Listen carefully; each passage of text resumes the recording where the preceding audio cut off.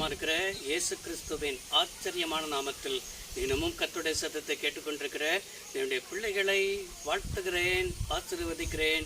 நீங்கள் ஆசீர்வதிக்கப்பட்டவர்கள். இந்த நாளிலும் கூட பரிசுத்த தேவன் உங்களை பார்த்து வாக்கு பண்ணுகிற ஒரு வார்த்தை, வருஷத்தின் முடிவிலே இந்த வருஷத்தில் சொன்ன வார்த்தையை நிறைவேற்றுவார். எனக்கு அருமையான தேவனுடைய பிள்ளைகளே, இந்த வருஷத்தில் ஆரம்பத்தில் நமக்கு என்னெல்லாம் வாக்கு பண்ணினாரோ, ஆனால் அந்த வாக்குகளெல்லாம் நம்முடைய வாழ்க்கையில் நிறைவேறாதபடிக்கு காலதாமதமாகி கொண்டிருக்கிறதோ, கர்த்தர் இன்றைக்கு சொல்கிற ஒரு வார்த்தை, எரேமியா 1ஆம் அதிகாரம் 12வது வசனம், என் வார்த்தையை நான் தீவிரமாய் நிறைவேற்றுவேன் என்பதாக ஆண்டவர் வாக்கு பண்ணுகிறார்.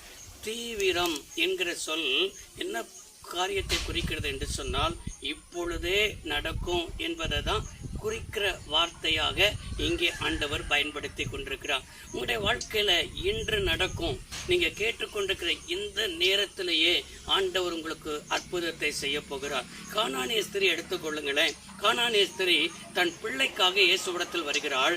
ஆனால் இயேசு ஒரு வார்த்தையும் பேசாதபடிக்கு மௌனமா இருக்கிறார்.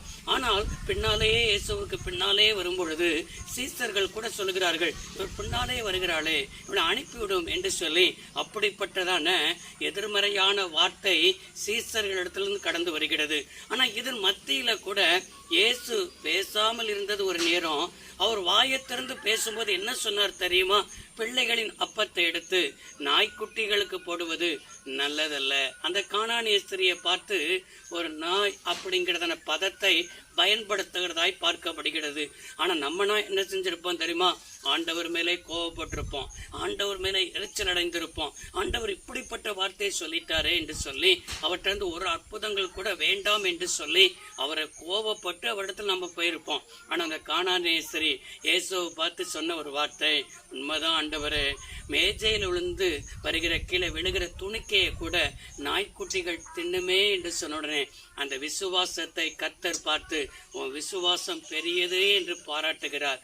பாராட்டி அந்நேரமே அவள் மகள் சொஸ்தமானாள் என்று பார்க்கிறோம். அந்த நேரமே, அவனை சீக்கிரமே, இன்றே, இப்பொழுதே, இந்த வார்த்தை கேட்டுக்கொண்டிருக்கும் பொழுதே உங்களுடைய வாழ்க்கையில எதெல்லாம் உங்களுக்கு அநேக வருஷங்களாக எல்லாமே தாமதமா இருக்கிறதா?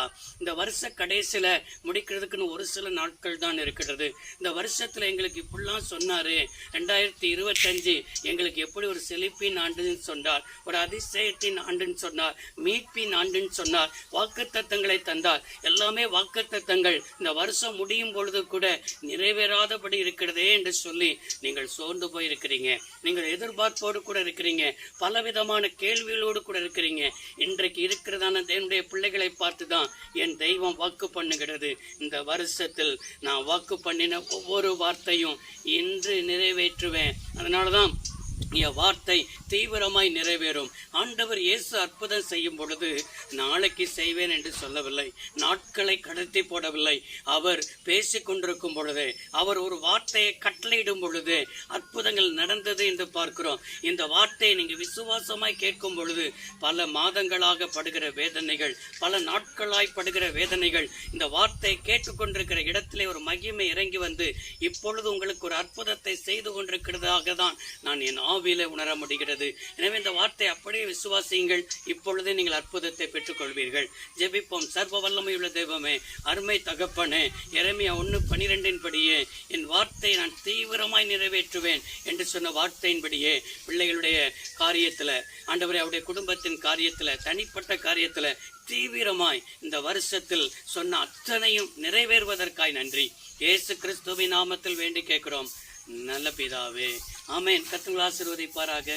God bless you all.